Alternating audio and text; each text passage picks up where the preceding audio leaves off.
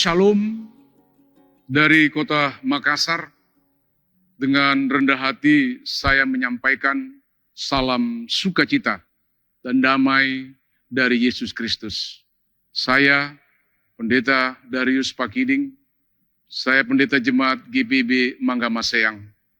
Dan pada malam ini lewat Night Call GPIB kita akan membaca dan merenungkan akan kebenaran daripada firman-Nya. Sebelum kita membaca dan merenungkan akan sabda ini, mari saya mengajak kita semua untuk satu di dalam doa. Mari kita berdoa. Terpujilah Engkau Allah yang Maha Kekal. Malam yang berbahagia ini, kami kembali hadir dalam sukacita yang ada ini. Dan kami semua pun untuk masuk dan merenungkan firman Tuhan sebagai kekuatan kehidupan yang ada ini. Berkati kami semua ya Tuhan, urapi kami semua dengan kuasa Roh Kudus-Mu, agar firman ini yang akan menjadi kekuatan dalam hidup kami dan menuntun hidup kami ini, Tuhanlah yang berkuasa atas kehidupan kami. Terpujilah Engkau, Bapa yang Maha Kekal. Amin. Bacaan firman Tuhan pada malam hari ini lewat Night Call GPIB, kita akan membaca firman Tuhan dari Injil Markus pasal yang ke-12. Injil Markus pasal 12 pada ayat 1 sampai dengan ayat yang ke-12. Saya akan bacakan firman Tuhan ini bagi kita semuanya. Demikian bunyi firman-Nya. Perumpamaan tentang penggarap-penggarap kebun anggur. Lalu Yesus mulai berbicara kepada mereka dalam perumpamaan. Adalah seorang membuka kebun anggur dan menanam pagar sekelilingnya. Ia menggali lubang tempat memeras anggur dan mendirikan menara juga. Kemudian ia menyewakan kebun itu kepada penggarap-penggarap, lalu berangkat ke negeri lain. Dan ketika sudah tiba musimnya, ia menyuruh seorang hamba kepada penggarap-penggarap itu untuk menerima sebagian dari hasil kebun itu dari mereka. Tetapi mereka menangkap hamba itu dan memukulnya, lalu menyuruhnya pergi dengan tangan hampa. Lalu ia menyuruh pula seorang hamba lain kepada mereka. Orang lain itu mereka pukul sampai luka kepalanya dan sangat mereka permalukan. Lalu ia menyuruh seorang hamba lain lagi, dan orang lain ini mereka bunuh. Dan banyak lagi yang lain, ada yang mereka pukul, ada yang mereka bunuh. Sekarang tinggal hanya satu orang, anaknya yang kekasih. Akhirnya ia menyuruh dia kepada mereka, katanya, anakku akan mereka segani. Tetapi penggarap-penggarap itu berkata seorang kepada yang lain, ia adalah ahli waris. Mari kita bunuh dia, maka warisan ini menjadi milik kita. Mereka menangkapnya dan membunuhnya, lalu melemparkannya keluar kebun anggur itu. Sekarang apa yang akan dilakukannya oleh tuan kebun anggur itu? Ia akan datang dan membinasakan penggarap-penggarap itu, lalu mempercayakan kebun anggur itu kepada orang-orang lain. Tetapi pernahkah kamu membaca nats ini? Batu yang dibuang oleh tukang-tukang bangunan telah menjadi batu penjuru. Lalu itu terjadi dari pihak Tuhan suatu perbuatan ajaib di mata mereka. Ayat yang ke-12 yang terakhir, lalu mereka berusaha untuk menangkap Yesus, karena mereka tahu bahwa merekalah yang dimaksudkannya dengan perumpamaan-perumpamaan itu. Tetapi mereka takut kepada orang banyak, jadi mereka pergi dan membiarkan dia. Demikian pembacaan firman Tuhan yang menjadi perenungan kita dalam ibadah Night Call pada malam hari ini. Terpujilah Tuhan kita Yesus Kristus. Hosiana. Bapak, Ibu, dan saudara-saudara yang Tuhan Yesus kasih umat Tuhan, malam ini lewat firman Tuhan tadi yang sudah kita baca, Dari mana kita melihat di situ Yesus, dia menceritakan kepada kita satu perumpamaan tentang penggarap kebun anggur yang tidak setia. Nah, beberapa hal yang mau saya katakan bagi kita sekalian, yang perlu juga untuk kita refleksikan dalam perumpamaan ini dalam hidup beriman kita. Nah, Tuan kebun anggur yaitu Allah sendiri. Dia sangat murah hati dan menaruh kepercayaan kepada penggarap kebun anggur. Yaitu manusia, yaitu kita. Dipercayakan Tuhan untuk menjaga. Dipercayakan Tuhan untuk membimbing dan mengajar sesama jemaat agar benih yang dia katakan, benih sabda Allah itu sudah ditanam oleh Allah dan bisa dia bertumbuh dengan baik dan dia menghasilkan buah yang berlimpah. Nah, jemaat yang kekasih, Tuan kebun anggur tadi yang saya katakan yaitu Allah sendiri, dia sudah menyiapkan pagar keliling agar benih anggur yang sudah ditanam dan bertumbuh baik dan tidak diganggu oleh binatang liar. Nah, Tuhan dengan kata lain di sini dia sudah mencurahkan Roh Kudus kepada orang yang percaya kepada Dia. Tuhan menjadi pelindung agar dia merasa aman atau kita merasa aman dan kita selalu dilindungi dikala diganggu oleh binatang liar ataupun setan yang ada. Nah, perumpamaan ini Bapak, Ibu, dan saudara-saudara yang kekasih dimanapun kita boleh berada, ini melukiskan sebenarnya. Melukiskan suatu kesabaran Tuhan akan reaksi dari para penggarap kebun-kebun itu. Tuhan selalu menaruh yang saya katakan kepercayaan. Tuhan selalu menaruh harapan bahwa para penggarap-penggarap ini akan membagikan hasil panennya kepada tuannya, yaitu Allahnya sendiri. Dia sangat sabar dan tidak putus asa yang dikatakan walaupun beberapa hambanya menderita karena disiksa dan malah ada yang dibunuh oleh penggarap kebun anggur yang lain. Nah, kini untuk terakhir kalinya yang saya katakan Tuhan sebagai pemilik kebun anggur itu sendiri, apa yang kita lihat dalam cerita ini memaknai. Dia mengirim putranya sendiri, yaitu Yesus Kristus.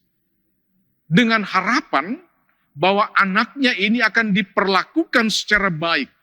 Nah, tetapi di konteks bacaan kita ini dalam kenyataannya apa yang terjadi? Yesus diperlakukan secara kasar.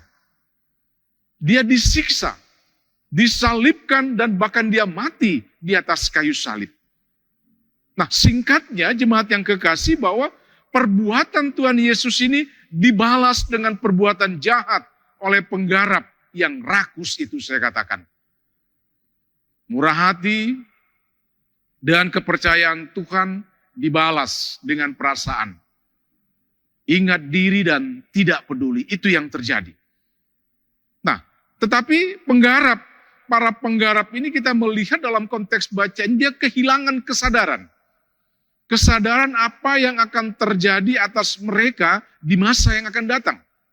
Mereka lupa bahwa pada saat akhir di mana pengadilan itu akan terjadi dalam hidup mereka. Nah, pemilik kebun anggur Allah sendiri akan datang menemukan para penggarap dan pengadilan terakhir pun akan terjadi pada suatu saat itu. Nah, kita melihat di sini bahwa ada keburukan hati para penggarap. Keburukan hati para penggarap yang diganjari dengan keburukan hidup untuk selama-lamanya. Oleh karena itu, dalam konteks bacaan kita, dalam perenungan ini, mau memaknai akan kehidupan kita.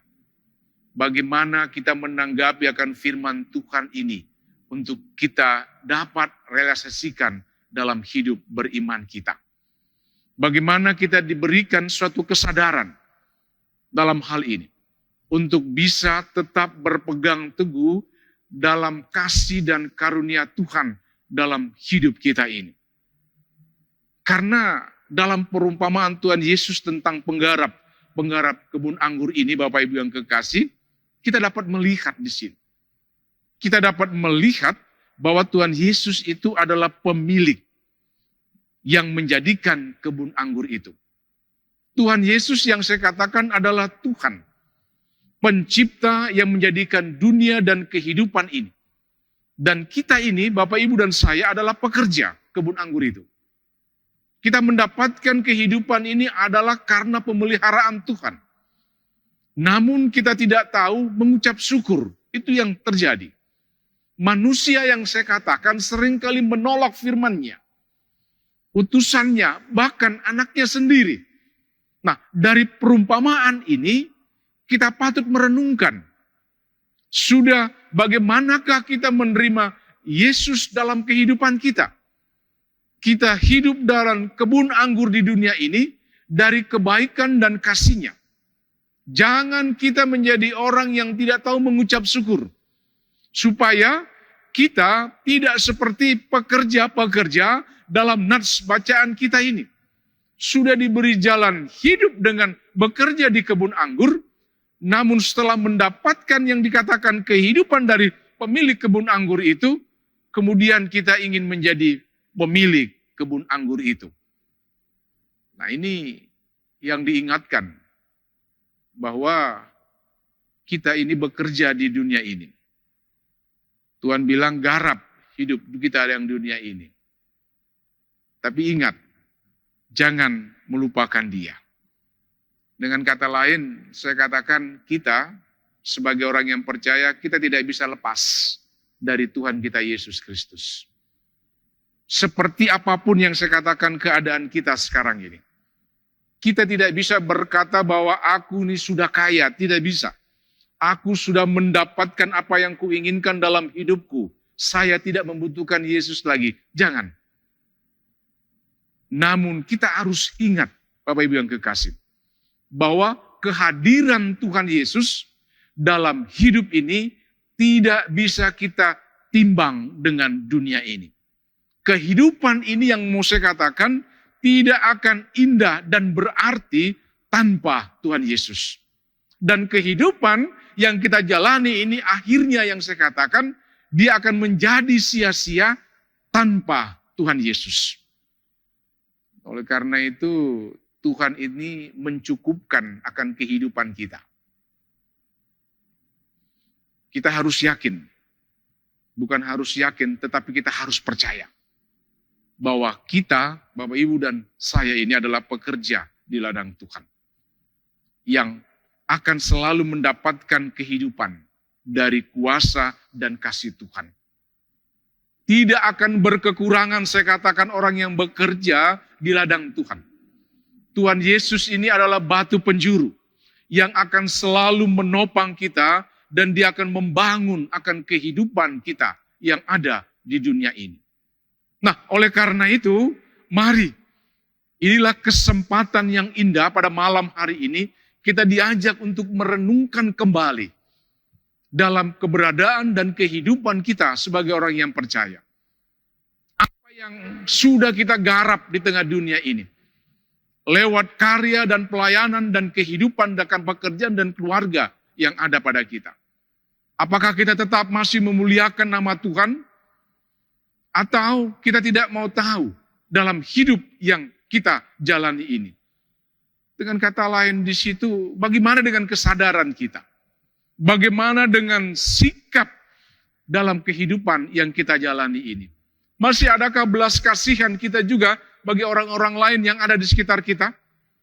Apakah kita juga selalu sabar? Atau kita juga seringkali lalai dan tidak mau mengampuni orang lain? Atau kadang kita ini cepat marah dan tidak mau berdamai dengan sesama. Kita diingatkan di sini. Nah, nats Alkitab kita ini yang saya katakan membimbing kita dalam cinta kasih kita kepada sesama dan terlebih kepada Tuhan. Oleh karena itu, Bapak Ibu dan saudara-saudara dimanapun boleh kita berada. Mari, malam hari ini, sebelum kita beristirahat dalam peristirahatan kita masing-masing. Masuklah dalam saat teduh bersama dengan Tuhan. Imanilah kehidupan ini dalam satu kepastian. Belajarlah terus lewat firman Tuhan. Karena ketika kita ada dan selalu bersama dengan Tuhan, suatu kepastian hidup kita ini akan selalu Tuhan berkati. Dan biarlah firman ini akan menguatkan kehidupan dan perjalanan hidup kita dimanapun kita boleh berada. Dan Tuhan tetap ada dalam hidup kita. Terpujilah namanya. Haleluya. Amin. Mari sebelum segala sesuatu untuk kita hadir dalam hidup yang ada ini, bahkan dalam peristirahatan di malam hari ini, saya mengajak kita untuk satu di dalam doa. Kita berdoa. Terima kasih Bapa dalam kerajaan sorga. Kehidupan kami hari ini, pagi, siang, dan malam ini, Tuhan yang menjaga dan melindungi kami. Dan biarlah dengan firman-Mu ya Tuhan, yang boleh kami baca dan kami dengar ini mengingatkan kami terus, bahwa hidup kami di tengah dunia ini harus ada dan tertuju hanya kepadamu Tuhan. Dan biarlah lewat firman-Mu pada malam hari ini Tuhan, Engkau memberkati itu bagi kami semua, pakai kami semua untuk terus menjadi pelaku-pelaku firman dengan baik, dengan benar. Agar kehidupan kami tetap ada bersama dengan Tuhan dan Tuhan tidak akan pernah meninggalkan kami. Kami berdoakan kehidupan kami yang ada saat ini ya Tuhan. Terlebih kehidupan kami untuk terus Tuhan pakai. Dalam kehidupan yang ada ini, bahkan dimanapun kami bekerja, dimanapun kami pun berada. Kami tahu ya Tuhan, kami adalah manusia yang tidak sempurna. Tapi oleh karena kemurahan dan kasih Tuhanlah, kami dilayakkan untuk dapat terus ada dalam hidup ini, bahkan menjalankan kehidupan ini lewat pelayanan dan kesaksian bagi kami. Kami berdoa terus bagi gereja yang kami cintai GPIB, Tuhan memberkati. Kami terus juga berdoa untuk pemerintah kami, dari pusat sampai ke daerah, bahkan dimanapun mereka boleh berada. Dan kami berdoa juga dalam kehidupan kami pun sebagai keluarga-keluarga Kristen. Tuhan jangan tinggalkan kami. Mampukan kami terus untuk ada bersama dengan Tuhan. Dan Tuhan tetap menjadi sandaran dalam hidup kami ini. Masa COVID-19 ini belum berakhir Tuhan. Kami tidak tahu ini kapan akan berakhir. Tapi biarlah dengan kasih karunia Tuhanlah akan menjaga kami, melindungi kami, agar kami tetap terjaga, terlindung dengan virus COVID-19 ini ya Tuhan. Kami serahkan kehidupan kami ini hanya ke dalam tangan-Mu Tuhan. Dan biarlah apa yang akan kami perbuat dan lakukan di hari-hari akan datang. Kami harus tetap mengandalkan Tuhan dalam hidup yang ada ini. Terima kasih Bapa. Terima kasih Tuhan Yesus. Sambut dan dengarkan doa kami ini yang hanya kami alaskan dalam nama Tuhan kami Yesus Kristus yang adalah Tuhan dan Juru Selamat bagi kami semua. Terpujilah Engkau, Bapa yang Maha Kekal. Amin.